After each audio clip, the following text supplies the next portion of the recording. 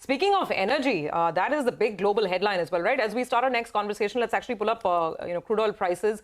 Last I checked, there was a minor sort of 0.5% kind of a move that was still visible. So basically, the Middle East situation has taken Brent at least back towards 75.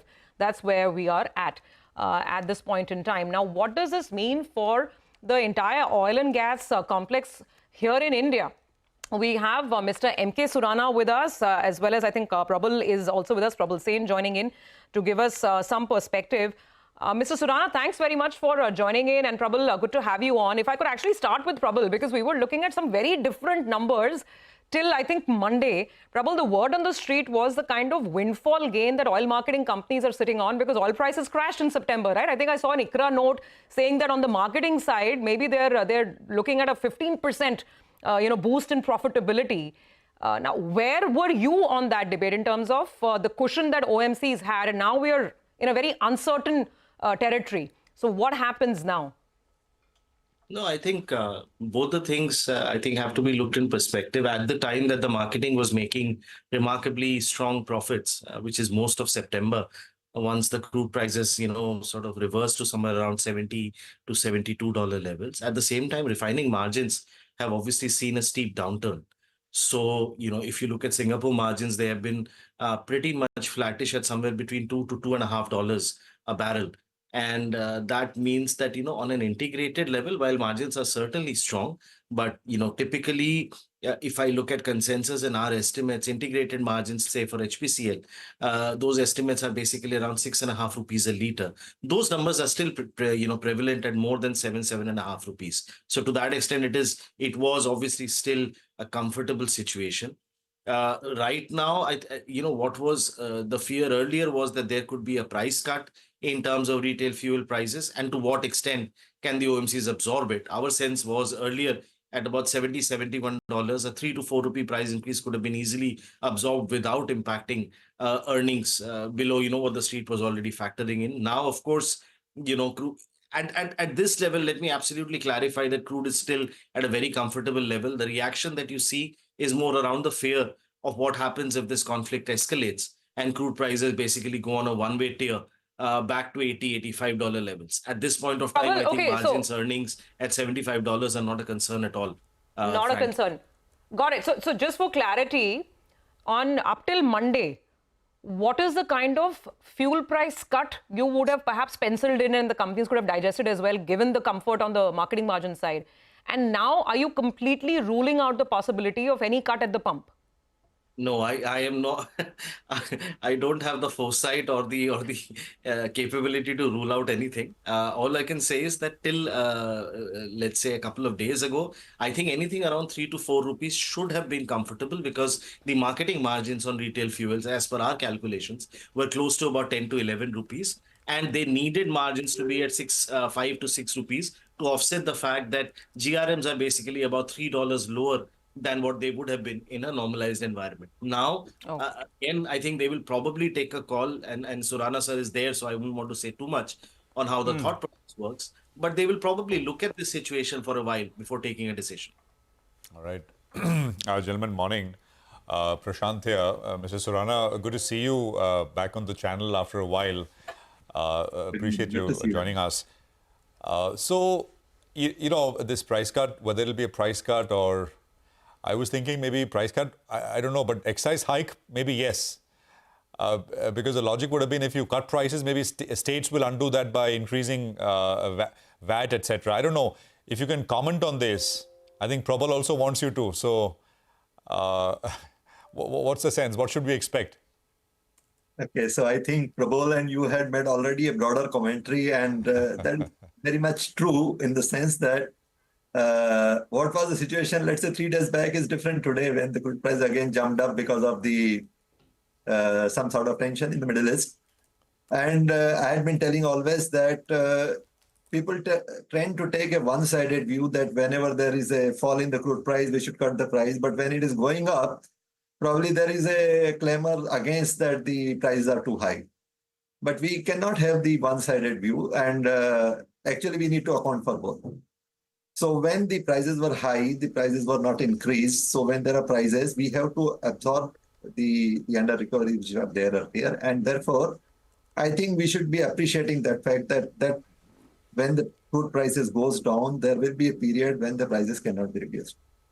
Now, there are two issues that we need to see the marketing companies or OMCs as an integrated margin, which includes the refinery margin, which includes the marketing margin. And as Probal has said, and you are all maybe aware, the marketing and the refinery margins are quite low right now. It is in the $2.5. And the crude prices are increasing. And we also need to factor in the inventory gains and losses which will happen, especially considering that the prices are increasing after 1st October. And the prices have fallen down before 30th September. So the last quarter may have the impact of the inventory variations also. So if you ask me personally, as of today, I think even though there may be a lot of clamor for reducing the prices, I think we need to watch for some time to see that how the crude prices move, considering the tension which is developing. And second thing is that also considering the future elections, the possibility of increasing if it is reduced will be limited. The third part is that the taxation part, you have rightly mentioned that if the central government reduces the taxes and the state government increase the taxes, the customer is not getting a benefit of it. And it is only a transfer of the revenues from, let's say, central level to the state level without any benefit to the consumer. But in the whole process, the pressure remains on oil companies. So I would say that it's a time to watch before we take a call on reducing the prices. Okay, all right. Hi, Mr. Surana. Good morning. Good to see you. Well, how do OMCs manage their inventory, the raw material supplies basically, in times of issues in West Asia? Crude prices have now surged. Does it impact supplies immediately? So the question is, it is not that what you need the crude today, you're ordering today. So at least a month back, that would have been booked. And normally there are different terms depending on the payment, whether it is 30 days, whether it is on the lading date or what it is, N+1 month, N-1 month, depending on the risk management policies which the company will have, or it may be a mix of all this, and also whether the companies are hedging. So what will be the impact in terms of the ultimate impact on the companies in terms of the price variation, that depends on a combination of it, in addition to the base pricing of the crude. I wanted your comment on this rights issue for IOC, Mr. Surana. That's been withdrawn. The government is not putting money in OMC as promised. Your view? I think IOC should be okay with it because when the oil companies are able to generate the money even from the debt market in a much comfortable way. So why should there be need of getting the money through the equity market as of today? That was, if it is not going to the P&L, if it is going to the balance sheet side, I don't think that it makes sense. So I think ICICI should be okay not getting it now. Okay, very, very quickly, Probal, since we have you with us, what's the advice at a stock level, considering this is going all over the place? And as you mentioned rightly, I mean, refining margins are also under pressure. Oil and gas, at least with the next 6 to 12 month perspective, what stocks to be in and which ones to avoid?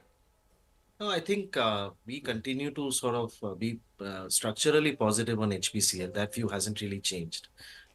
Specifically with respect to FY25, it's almost, as you rightly mentioned, it's very, very difficult to pin our earnings number down at this point of time. And the vulnerability or perceived vulnerability to marketing obviously makes it a tough call at this point of time, given the uncertainty in retail margins and crude prices. Having said that, two things that one needs to keep in mind. One, consensus earnings, which, for standalone HPCL, if you look at them today, they were already factoring in fairly low retail margins as well as subdued GRMs. So the chances of earnings down are limited at this point of time unless there is an outsized price cut. Number one. Secondly, the business mix that is changing for HPCL for the next 2 to 3 years in favor of refining, if one looks at the expansions that are going on, as well as the petchem capacity that they're adding, should actually improve the businesses because the marketing dependence is going to continue to reduce. Leverage, I think, will probably continue to reduce over the next 2 to 3 years because their capex cycle is almost getting over, unlike some of their other larger peers. So to that extent, and valuations continue to remain comfortable. We would probably remain a buyer at this point of time Having said that, the risk reward seems weighed in favor of risk for the next 6 months. That is something investors need to keep in mind. All right. Gentlemen, we leave it there. Mr. Surana, great to have you back and hope we can do more of this. Appreciate you joining in. Probal, thank you very much, as always, for running us through what you make of the situation in your stocks. HPCL, sort of structural overweight for Probal.